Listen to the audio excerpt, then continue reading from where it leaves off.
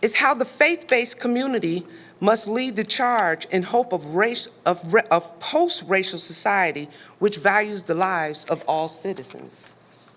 Very good, very good. Good evening once again. And Dr. Robinson, I appreciate, amen, your introduction. I think if my parents heard that, they would be impressed with me. But I give God praise for your vision and your values and how you have orchestrated tonight's town hall meeting. So let's give God some praise for Dr. Robinson. Amen. And thank you, Sister Helen Jones-Kelly. God bless you. We thank God because of what Du Bois described as the talented tenth, that there are people that God has given special graces and gifts to, and those people are now equipped and sent to empower and enable their communities in order to raise them up from where they are to where God wants them to be. I'm reminded of one of my favorite philosophers, Antonio Gramsci, who coined the term the organic intellectual, someone who is deep theoretically and intellectually, but someone whose fruit is expressed in the quality of lives of those that they touch. And I thank God for both of you, my sisters. I will treat you as teachers of this generation and as visionaries. I am just proud to be in your midst. Let me, if I may, pivot very quickly to the sort of moment, because in Dr. Robinson's introduction and in her kind comment, she talked about a post-racial society. And I think it may be important for us to provide a mapping of our moment and perhaps talk about what is the role of faith communities, or what is the role of the church or the role of the black church in a post-industrial, maybe post-racial, postmodern society. What I would also, to sharpen the language, I would say, what is the role of the faith community for those that are in solidarity with the oppressed in an era of Donald Trump? That's how I would phrase it. And the reason why that's important is because I call it the era of Donald Trump because I'm not sure that our focus simply on the man is enough.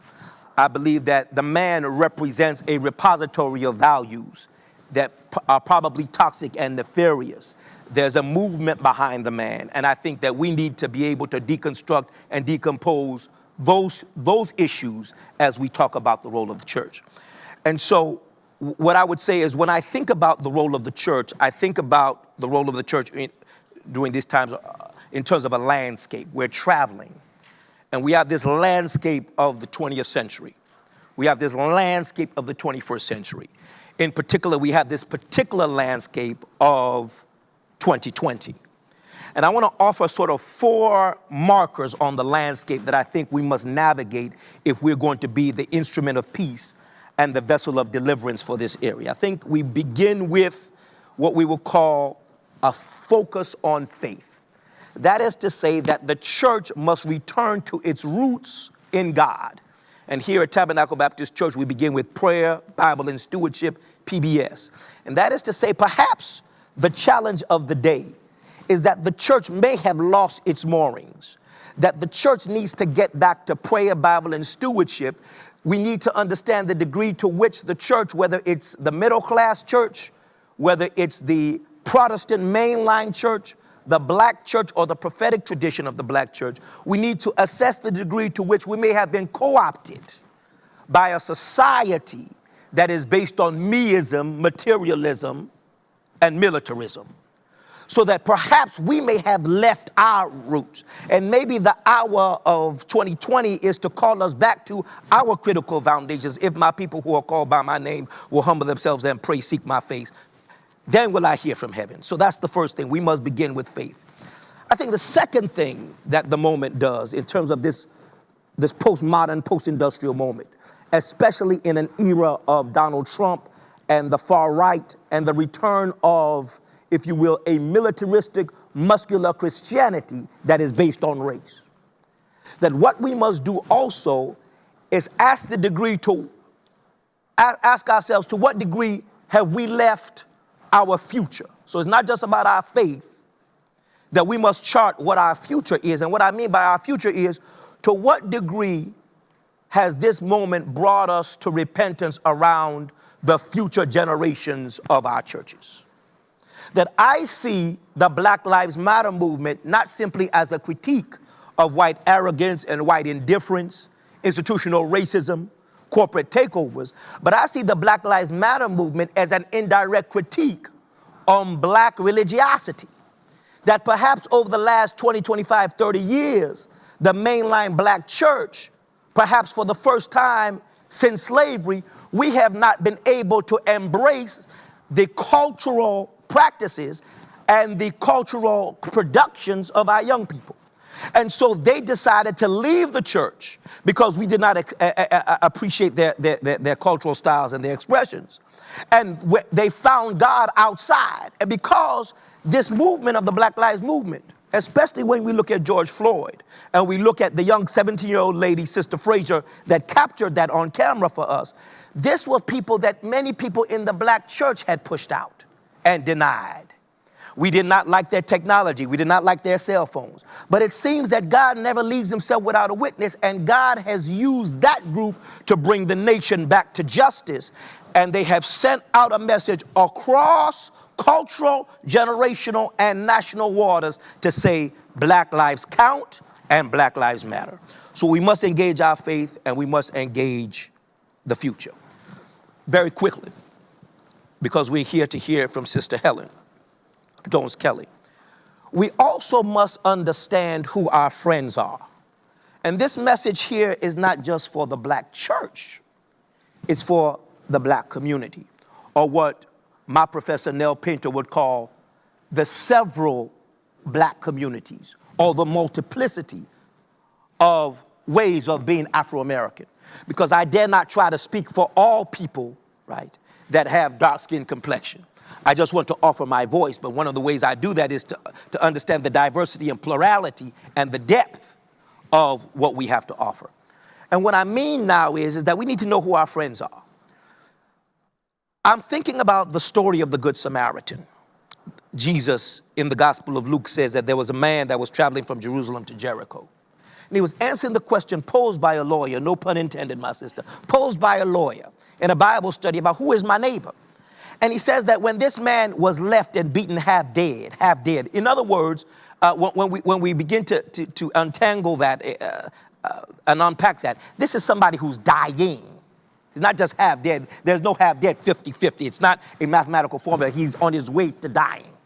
And there's something that happens to you when you're on your way to dying. What happened, though, is very interesting.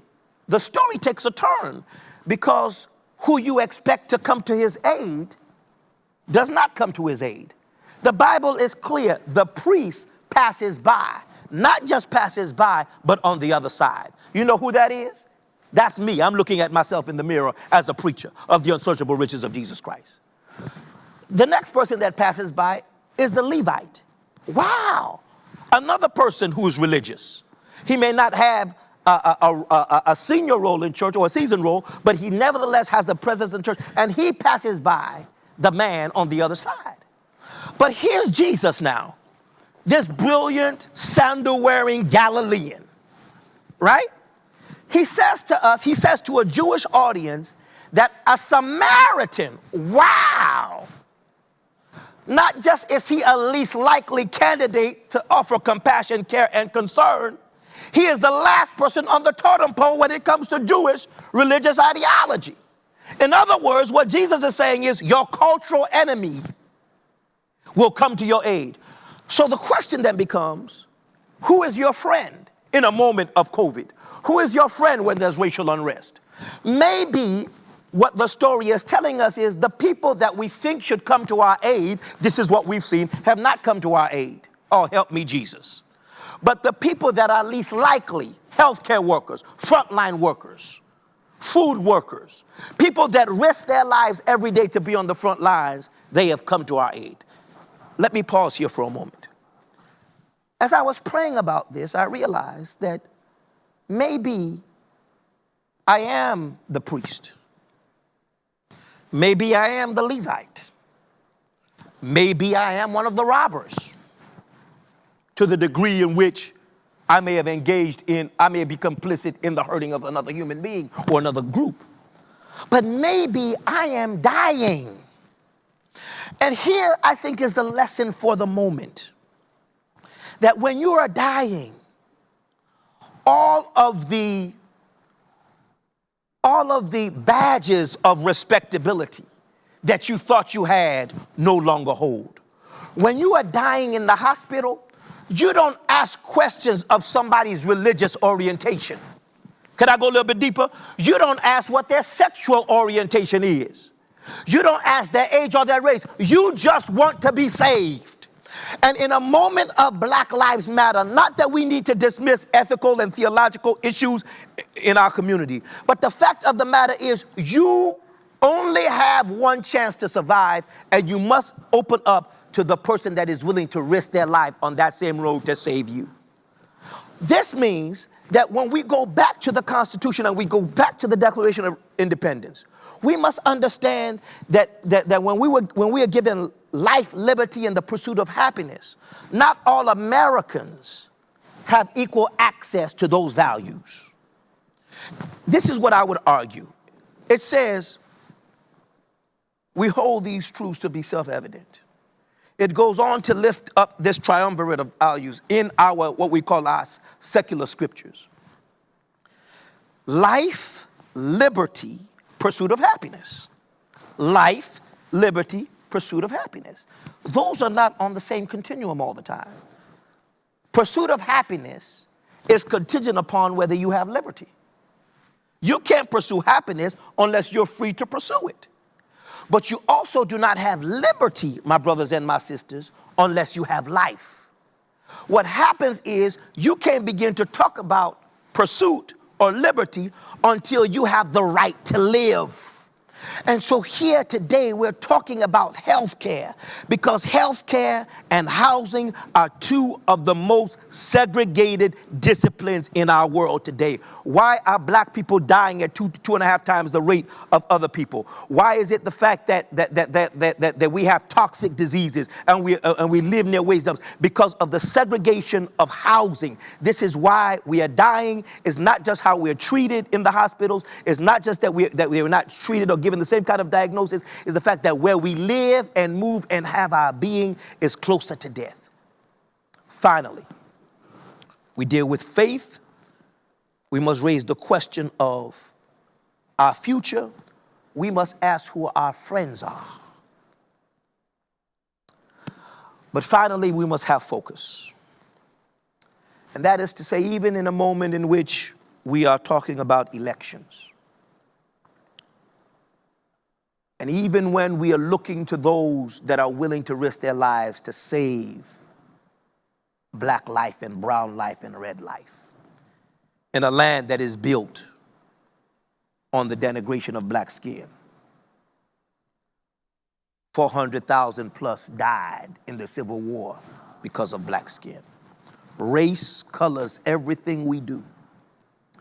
It does not mean that because we may have to make a choice come this November, it does not mean that we capitulate to any party. We are the church. It means that whoever serves in any of the offices, on the national, on the state, on the local levels, we must hold their feet to the fire vis-a-vis the least of these.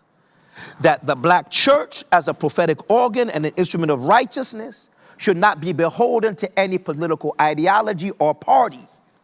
That we have to understand that we have a freedom in Christ, and whoever serves in any of the offices must answer to us. We can no longer be so glad that we have people that look like us in public office that we don't hold them accountable. My grandmama didn't do that to me. My parents didn't say because I was African, I wasn't going to do well in school. The deacons and the mothers in the church held my feet to the fire and made me read scripture, and I couldn't sing, but they made me go to choir rehearsal anyway. Are y'all praying with me? And I don't believe that Dr. Robinson or Dr. Michelle Pierce Mobley or Sister Helen, this great genius of administration and I don't believe that they got to where they were because people lowered the standards. The day in which we lower the standards of black skin in public office, in corporate office, in the sports, that day must be over with. If you are there, we hold you responsible for the least of these to bring beauty and brilliance and boldness to uplift your community. Our people are dying. Health is a public issue, and I'm interested to hear what our brilliant sister is going to lead us into today. Thank you. Welcome to Tabernacle Baptist Church. The floor is yours. Thank you.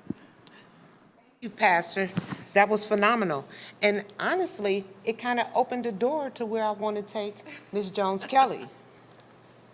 The anti-substance of addiction and why communities of color must identify and eradicate these artifacts or face annihilation. How can we get better? So let me start by, I'm going to do a quick disclaimer. First of all, thank you all. Thank you for letting me join you this evening. I don't want to do a presentation. I have notes. I'm already off my notes. I want to do a conversation because Pastor has really kind of stoked some things in my head.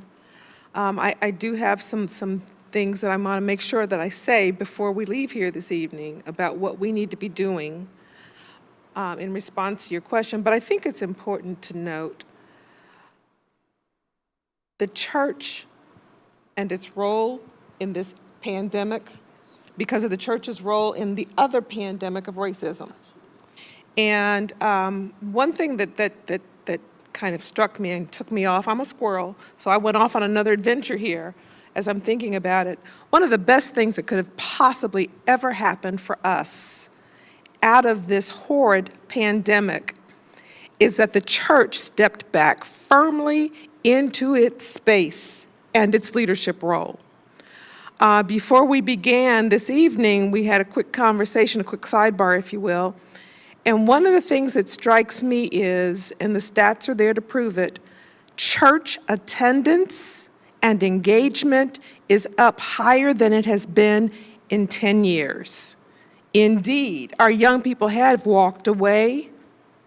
They didn't see it as being relevant to their lives, but something about the virtual experience and the engagement that's allowed in person in order to continue to do the stewardship has increased magnificently. We have to capitalize on this. So when we start talking about COVID and we have all of these guidelines around social distancing and all the other things around hand washing, those kinds of things, we have to think about what's the church's role in this entire process of leading us through this pandemic and helping us to eliminate those old barriers and the artifacts that separated us. And because I'm a person for whom the glass is always half full, I trust the Lord to make sure that it's going to be okay, because it's going to be okay. I think about the fact that now the positive piece of this is people are back. Pastor, people are back.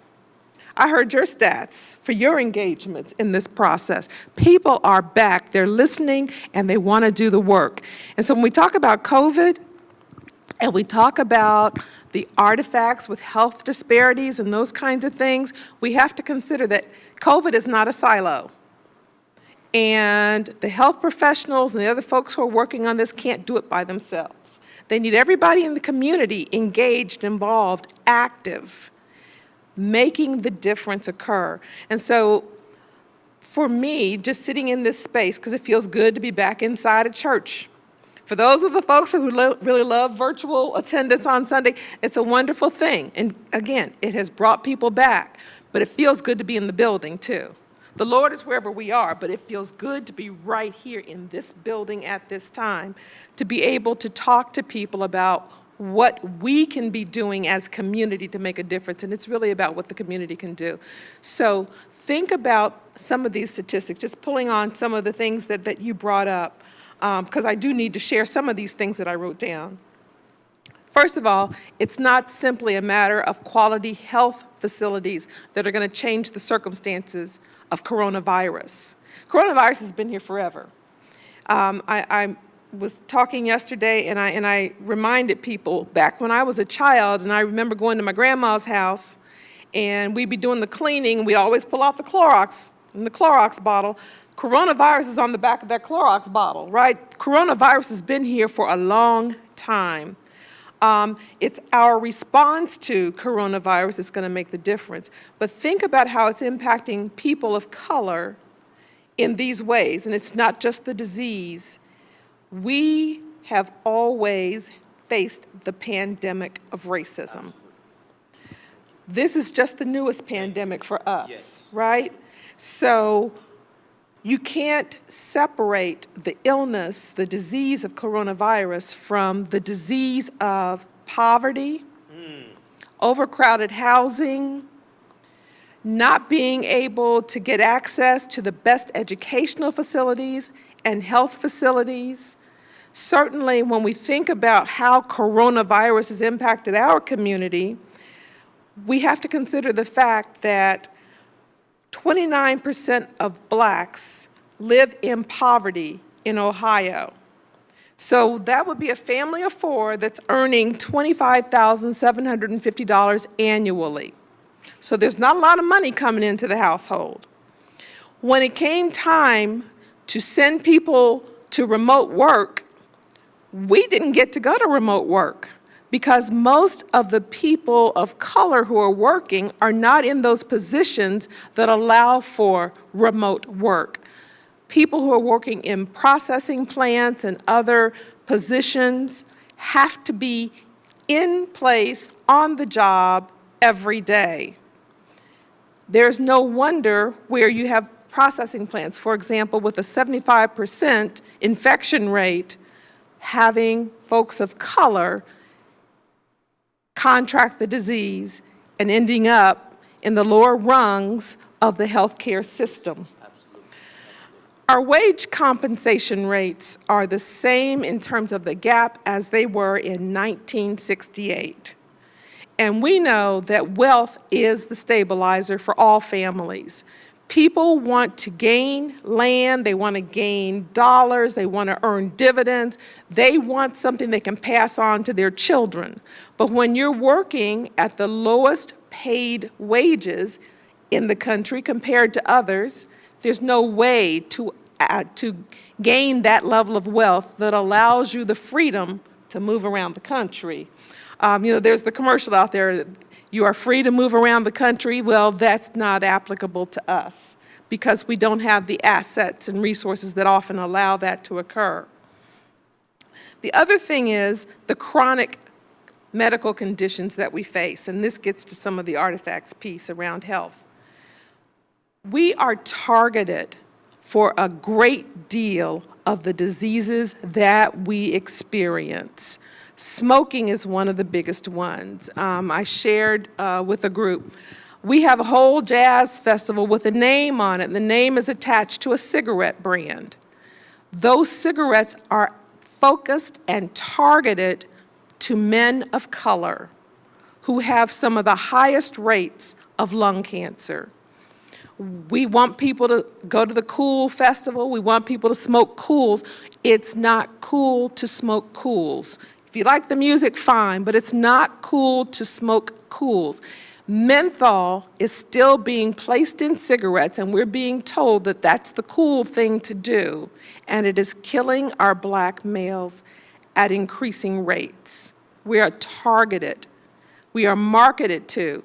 We recently did an environmental scan. We had the help of folks like Dr. Robinson and others to help us look at the signage on the buildings, the stores, the convenience stores in our buildings, in our communities. You can't even see inside the store because of the signage. And what's the signage about? It's about alcohol, it's about cigarettes. We're marketing to the most vulnerable communities out there still as part of our racist policies. We have to be attentive to that. We have higher rates of other kinds of chronic conditions, obesity, diabetes, kidney disease, and all three of those are the highest risk factors for contracting COVID-19. We talk about the underlying conditions, but what are we doing to put the prevention in place and to ensure that the quality health facilities are available and accessible easily so that people who are dealing with these conditions are able to avoid contracting the disease? Individuals from underserved communities are more likely to have undiagnosed chronic diseases. That compacts COVID, but also you have to think about the long-standing barriers to the things that help us to be healthy. Back to the convenience stores and the targeting to people, back to transportation, back to housing, you mentioned housing, back to food access. There are policies and practices in place that create barriers to people of color just having basic access to these basic needs in order to have secure lives. There are discriminatory policies as well as that whole concept of systemic racism that plays a large part in the way and the rates in which we're contracting coronavirus. And then now that we have it so rampant in our communities, we have programs that we've had in place for years that we're working, that we're assisting, that we're supporting people of color. But because we have to social distance, we can't deploy the programs anymore in the ways that we did. We can't come face to face with people and work on the issues of infant mortality and lead poisoning. That's not something you can handle virtually. You have to be in the place with the client in order to address those issues. We have telehealth now, which is a good thing, but it's only temporary. It's not a permanent option. But for people of color, it's critical because we have the ability now to offer access to health care for people who just have a phone. I didn't say smartphone. I said just have a phone. Because in our communities, there aren't hot spots. There aren't access points to give people the ability to go online. I'm hopeful that there are people online this evening who are able to hear what we're sharing, but the reality is for too many of our community, people don't have stable connection in order to get the information they need, even to get the resources or the knowledge of the resources that are available. We have youngsters who are now having to face education online. But within our communities, it's just like a rural area. Right here in the city of Dayton, we're having to find ways to provide access through hot spots and access points that allow them to get onto the internet in order to pull down their education while we're in this COVID-19 process. The impact is a greater one on our kids of color than any place else in the community. Our west side of Dayton lacks the necessary access points. And you all will know that here in this community, we were able to pull up buses and to load them with hotspots just to give kids access last year. But do we think about what that means on a long-term basis across the country for those folks and those communities that don't have that kind of access? And the fact that we had to pull up school buses to be able to do it and load them to be able to provide the access, but we haven't still put permanent responses and resolutions in place, even with the ongoing problems that we have with COVID-19. And then there's testing. And the levels of false testing that occur in the communities of color. And it's not just the idea of the false testing, but it's also the length or the delay in getting the results. If someone is getting tested today but has to wait 7 to 10 days to get their results, how many more people have they come in contact with without full knowledge of even if it's safe to do so? The testing is now popping up in communities, but it's not the same testing that you're finding in other places. too many aspects of false results are turning up in our communities. We still have the issue of getting the resources out to folks. I am aware of a number of people who have still not gotten that first unemployment check. We've been in this space now for 6 months, and people have still not gotten the first unemployment check.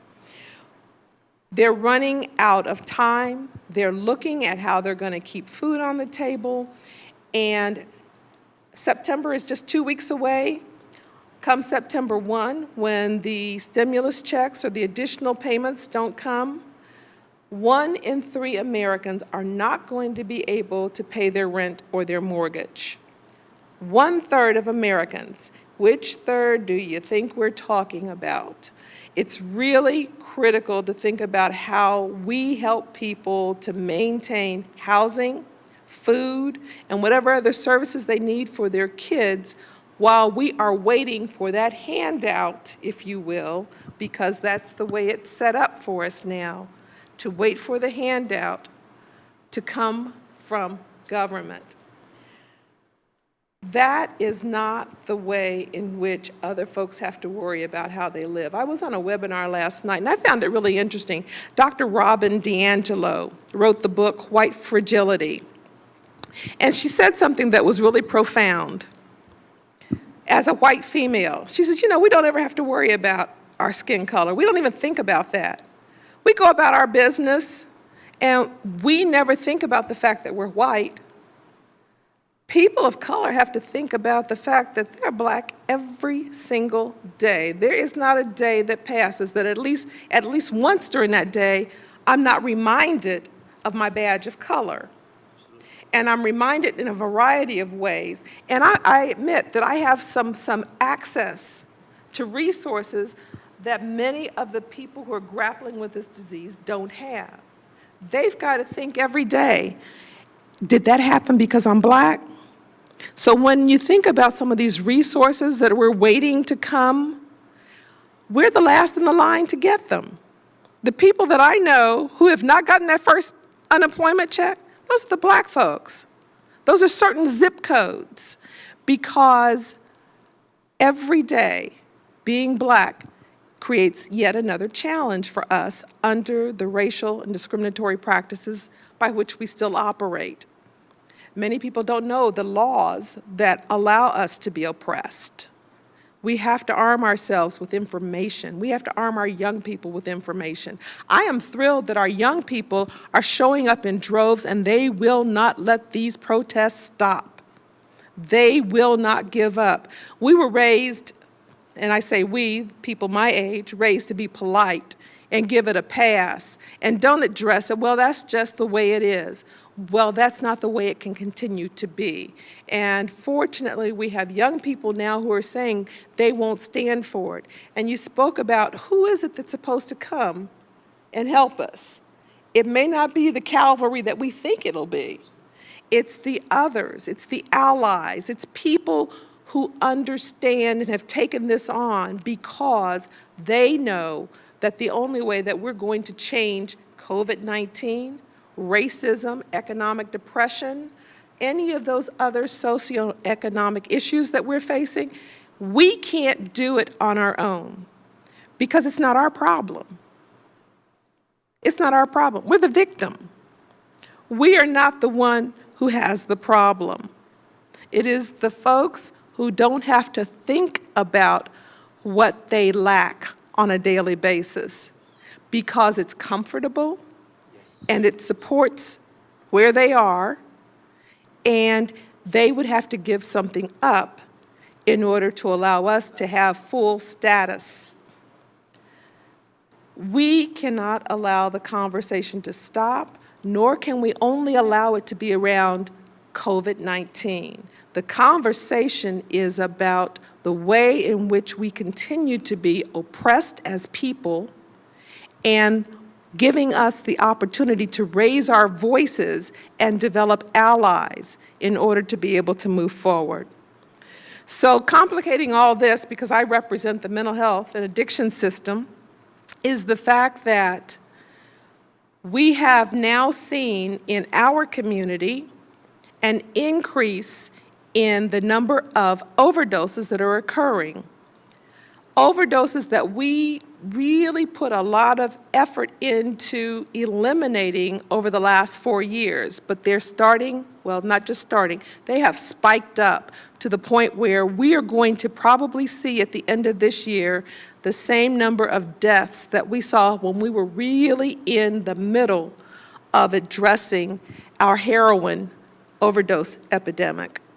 And we now know that some of that is because people are isolated, people don't have hope, they don't see that light at the end of the tunnel, and now we've piled all this extra stuff on top of them. Got an illness, you're losing your job, you're losing your ability to maintain stability with housing and food, and then we're surprised that people turn to some other alternative in order to be able to feel like they can make it. We've got to put our information out there, and we've got to put our resources, our human resources. Maybe we can't be out there arm in arm go out and put our arms around folks to save them, but we, the faith community, have to be there to support folks in ways that we didn't before. We have to think of those things that touch people, reach people, provide them with hope, and connect them, because the world's all about relationships. How do we connect people in order for them to feel that they are useful, that they have value, that they have meaning, and that they have something to look forward to on the other side of all of these issues that they're dealing with on a regular basis? So we have chronic stress, which leads to inflammation, which leads to physical illness, and so on and so on. And then we have the folks who are trying to figure out, how am I going to pay my rent?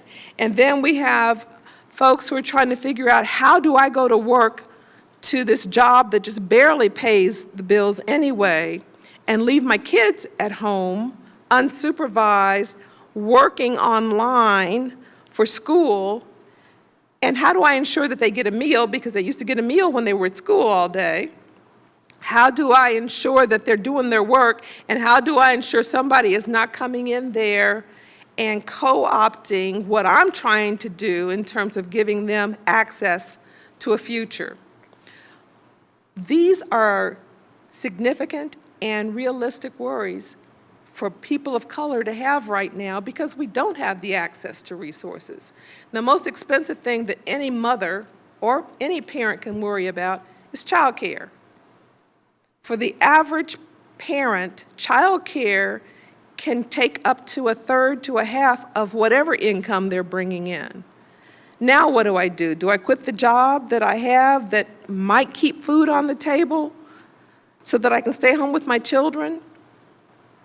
It's not just about COVID-19, folks. It is not just about COVID-19.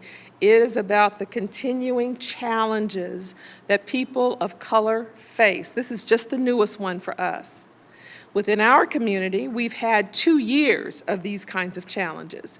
We had a Klan rally, followed by 15 tornadoes, followed by the unimaginable tragedy of shootings in our entertainment district, followed by the loss of one of our favored detectives because he was simply doing his job, followed by 2 little girls dropping books back at the library with this car speeding into them.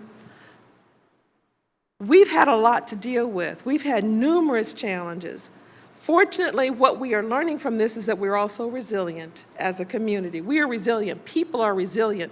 But the resiliency comes because community comes together, puts their arms around each other virtually or however you can do it, and creates a level of faith and hope and usefulness. Everybody wants to do something. Everybody needs to know what it is they can do so that we aren't just wringing our hands, that we're actually doing the work that's necessary to regain our sense of purpose and to be able to get to the other side of all of these challenges. But these challenges aren't new for us. Again, it is not just about COVID. It is about the challenges that people who wear the badge of color have had to face for 400 years. A lot of the racism has been institutionalized and operationalized, but this is our time. This is our time. This is when we say no. Absolutely. We say no more of this. And we stop judging each other and we start aiding each other. Amen. And so that is where I wanted to go with some of this. I hope I gave you the stats that I really needed to, but you sparked something in me about how we come around this. And now I would like for us just to be able to have a conversation. Thank you so much, Helen. Thank you so much. That was a lot of good information. Taking into consideration the health disparities and the inequalities that people of color are, for years, been suffering with. But something that I would like to throw out there and then kind of get the perspective and the input from the faith-based aspect as well as the administrative and provider service aspect. Research shows that African Americans are disproportionately, numbers are going higher for opioid-related overdose deaths. What is your intake or input on that as far as why that is occurring with the African American community? May I come in, and then I want to give the floor to Sister Helen again. I'm also sparked by a number of things that you said, and I want to come to this issue of sort of mental illness and depression. But I also I think it's important that in church space, we sort of embrace the challenge. It's a very soft one, but I think it's a very noble one that you brought to our attention. One that I need to take, I think we need to take very seriously. And I think it's a subtext of your discourse, but it's one that I think we need to expand upon. And I think it has to do with, and we just need to put it out there, what does it mean to be middle class? I think we need to deal with class, okay? And I think what has happened in terms of the post-60s and post-industrial expressions of being black is that this notion of service to our community has been lost. Now we can talk about jobs being gone, okay? But I also think that it's connected to consumerism and materialism and cable TV. I think that there is a degree of selfishness, that it's about me getting that degree, getting credentialed, getting that middle class lifestyle, and living the American dream. I think we have to put that on the table, because I think it's a truncation of what Dr. King talked about. When Dr. King talked about my dream is rooted in the American dream, it's not the same as the American dream. And when I think about even the people that preceded me here, people like Dr. Thompson, and all of the great preachers that have come, and when you go back to Mordecai Johnson, Howard Thurman, and you go back to Benjamin Elijah Mays and Dr. King, that generation, and again, I'm talking about these names, but look at the Montgomery Boys boycott would not have taken place if it was not for sisters that decided to network and deal with the problems in the community. That every generation of African Americans, there are women in the church, there are women in the community that decided to say, you know what? We're going to do a Lysa Strata movement, and we're going to engage in civil disobedience, and we're going to impact our people by the revolutionary power of love. Now, why do I say that? I say that for two reasons. I think that what we need to deal with is we're really dealing with at least two kinds of black America. We're dealing with those that have made it, many of them in church, and many that have been left in terms of crack and those other kinds of things that you so wonderfully enumerated. I think what happened is that there's no question that there's nothing wrong with getting a degree or buying another house. There's a problem, though, if you remain derooted. Because now what has happened is people don't have the home that they had, and then they went to this so-called promised land, and they realized that their badge of skin color did not give them access. So they're caught betwixt and between. In the words of Henry Holland Garnett, he said, black people need to be very careful. This is in the 19th century at the convention with other black leaders. And I'm paraphrasing. He said, black people need to be very careful when we invoke the trope of Pharaoh. I'm paraphrasing him. And we invoke Egypt as liberation, as a tool for liberation. He said, because for African Americans living in the 19th century in the antebellum South coming out of slavery, that Pharaoh is on both sides of the bloody Red Sea. And what we are dealing with here is we're dealing with a Pharaoh on both sides. Everywhere we go, you're dealing with a Pharaoh. Now, I think that has everything to do with depression. Because what we find is that depression is another kind of pandemic. And whether or not you are Trey on the street or Trey in corporate America, right?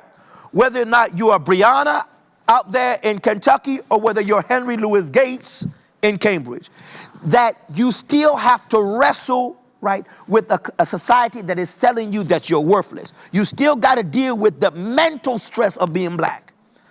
But what has God given us to address this? And this is what I hear in you. And this is what I hear in Dr. Robinson. And this is what I feel at Tabernacle Baptist Church and when the black church is at its best. That we address our mental problems by service. See, getting more does not deal with my mental stress. So now that I'm connected to the folk in the community, grandma and aunties, cousin, everybody, I find joy in service because I'm connecting my success to the success of the brother. Now, when we go back to the Samaritan, I believe that something happened as soon as he got off his horse and decided to help the brother that was hurt, that the Levite and the priest were not able to benefit from, because there is an existential benefit when you help somebody. There is something that is changed in you and you're able to sing the Lord's song. And I think that when we get back to service and we get back to connection as a church, as people, and as you said, as we have meaning, I think that there's a joy that comes that arrests the depression, that arrests the mental illness, that one of the ways to address it is through service. And I think that's why Grandmama said, we run back to church so that we can come back and re-engage.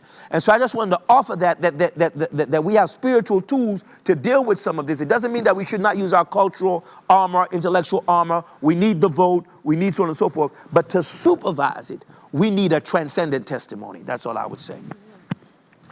But please, I want us to use that to go into the brass tacks of the mental illness and the depression and why we are overdosing. You all couldn't see it up here, but when Pastor said that, he dropped the mic, right? He dropped the mic. I think that was significant for me because he spoke truth. You know, we're social animals. We need other people to thrive. And there is a great deal of evidence that even in terms of this overdose situation that we find ourselves in now with people, so much of it is because they are socially isolated and don't have other thoughts about what they can do productively. It's hard to be alone. We're not built for that. So if I can't get out to see my friends, if I don't have other kinds of things that I can do, and so what we tell people all the time, and it may sound simple, but is the best thing we can tell folks, get involved in service. And if you can't go someplace and do the service right now, you can write a note to somebody. Hallelujah. When you go to the grocery store, pick up something for your next door neighbor, especially if you've got elders living nearby. Surprise people with a plant at the front door.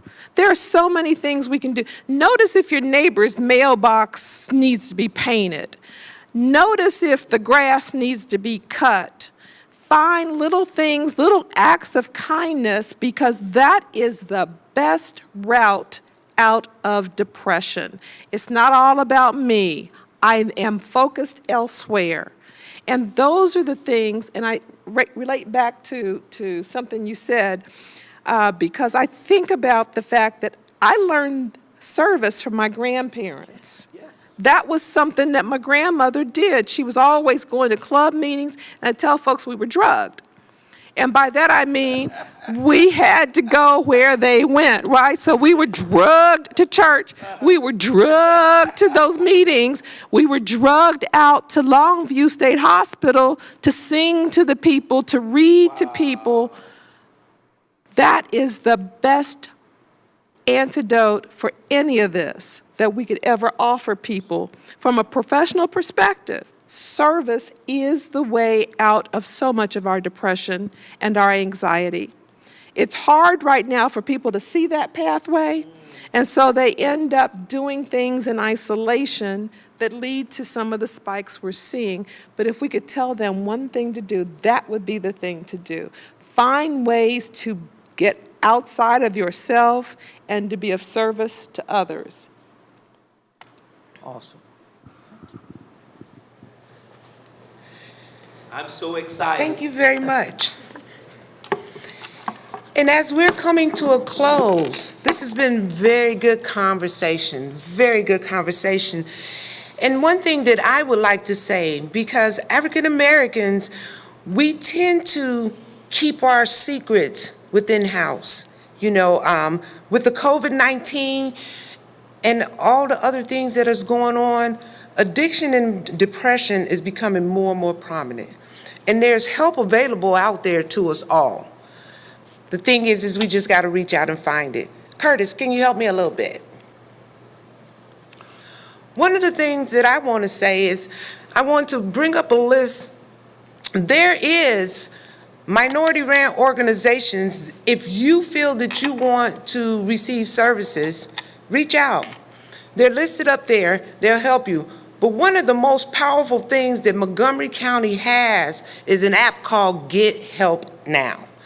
And that app can give you resources and information to all different types of services that are available to help with housing, clothing, food, mental health services, substance abuse services, that not only include those minority organizations, but other organizations that are culturally relevant to be able to provide the services that you need to not only get better, because when you get better, everything around you get better.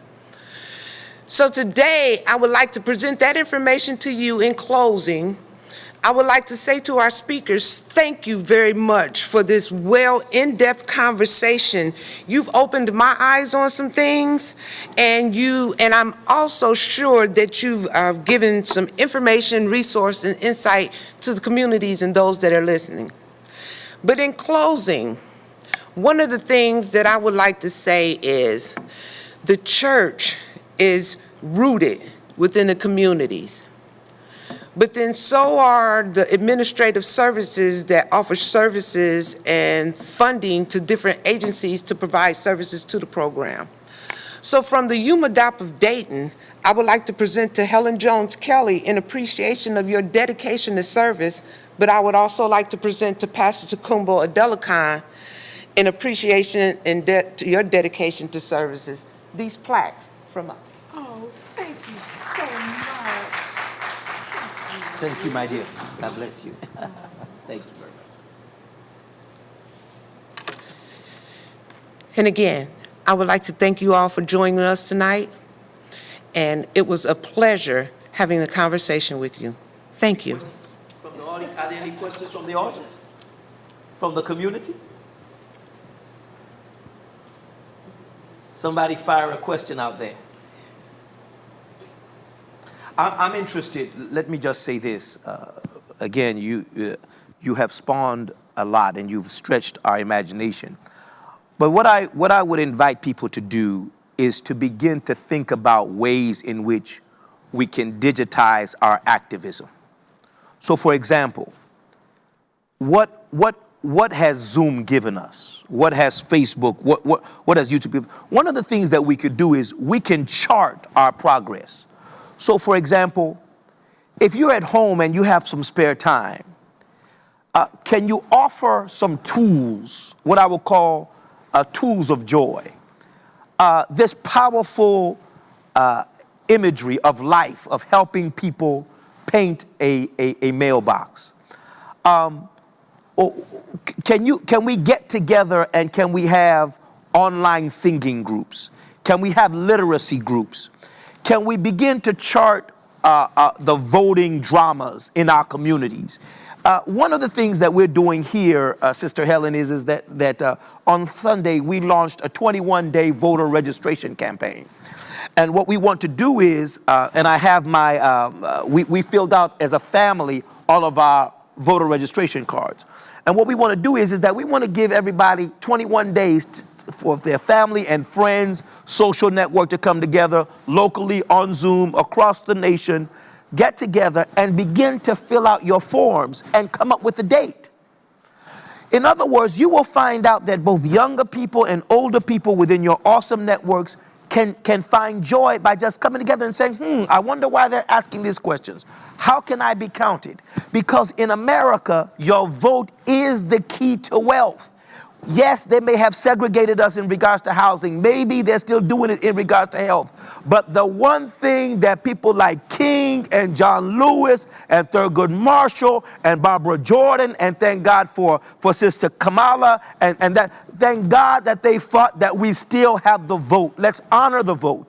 But let's not use the vote as a ceiling. Let's use it as a launching pad, so then we can begin to work towards healthcare and justice in healthcare and housing and schools and so on and so forth. But let's find creative ways to network and to create, if you will, social wealth, social capital, so that minds that we've heard today, and my joy, and I'm going to say this personally, my daughter is watching this, and she's starting her first year in college, and my dream is that Dr. Jeremiah Wright said, our children can't be what they can't see. And so I want my daughters and my son, I want them to be able to see you, to be able to see Sister Ruby, Brother Gary, to see these beautiful minds, Dr. Robinson, Dr. Michelle, our media team, so they can say, I want to be like that when I grow up. And I want to say publicly to you, I want to be like you, and I've been admiring your husband Tom for years. I want to be like both y'all. Y'all, the starling couple, and y'all were Michelle and Barack before Michelle and Barack. So let's give God some praise. No, we need to be able to talk freely and encourage one another publicly, but there are a number of things that we can do practically and personally in order to increase the social or the commonwealth of our communities. And so I'm interested in hearing from the audience now and forevermore about things that you're doing already in your communities. Things that you're doing in the business district to uplift others. And so I just want to leave that, and we'll give you the last word if there are no other questions from the audience. But please, Sister Helen, go right ahead. Oh, well, I don't know if you want to do that because we might be here for a while, but We're having fun. the spirit is moving me. Yes. I just think that it's very important. It's very important for everybody to understand. First of all, there are no coincidences in life, none whatsoever. Everything is ordained. So I tend to have these conversations with God when I'm driving, because God will have an idea and I may not be going along with it, and I want to argue. So I'm in my car and I'm okay. So I'm learning that, you're supposed to just follow the path. So I'm starting to realize at this late age in life, just give yourself over to it, Helen, because there's something on the other side of this that's going to be really good, right? I honestly believe this experience with COVID-19, this pandemic, is actually an opportunity for all of us, because we are honing our skills as a result of it. We are building our own leadership skill sets. We are connecting and relating to people in ways that we haven't in such a long time. The church has figured out, well, they can't get in the building, but that doesn't mean the church is closed. So now we've brought this entire group back through virtual reality, and we're not going to snap back when they say it's safe to fill the room again. We're going to continue to find those innovative ways to connect with and hold people so that we can do the service that we're designed to do, right? Yes. And we're going to continue to grow. This is the biggest growth period for so many of us that we've had in our entire careers, because we're having to think in ways that we haven't in almost a lifetime. We are thinking our way through this, we're connecting our way through this, and we know it's going to be okay because we have that faith that it will be. So while I am very, very concerned about the challenges of this, I am really hopeful about the reality of what is waiting for us on the other side of this. It took this to get us to all wake up. It took this. But there are lessons being learned, and I'm just really excited. We would not have connected but for COVID, right? Wow. She brought us together because of COVID. There are so many opportunities in this. We can't get to the point where we're just so worried about the negative aspects of it that we miss that sweet fruit out at the end of that little limb. So thank you all so much for doing this evening and for allowing me to be here with you. We're grateful for you. Amen. Very good. We are grateful. We've come this far by faith, leaning on the Lord. Are we still on? No.